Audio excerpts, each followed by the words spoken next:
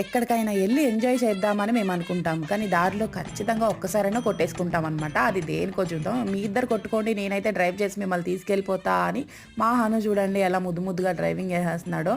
So, మొత్తానికి ఎందుకు కొట్టుకున్నామంటే చూసారా మంచు ఎలా పడిపోతుందో. రోడ్డు అసలు ఏమన్నా కనిపిస్తుందా? ఎదురు ఏమొస్తుందో కూడా తెలియట్లేదు వెహికల్. ఈ టైంలో డ్రైవింగ్ చేయడం నువ్వు అవసరమా? సైడ్‌కి ఆపేసేయి. హను కూడా ఉన్నాడు గదా అని నేను. నా డ్రైవింగ్ మీద నీకు అసలు నమ్మకం లేదా అని భరత్ అనమాట. ఇదే గొడవ.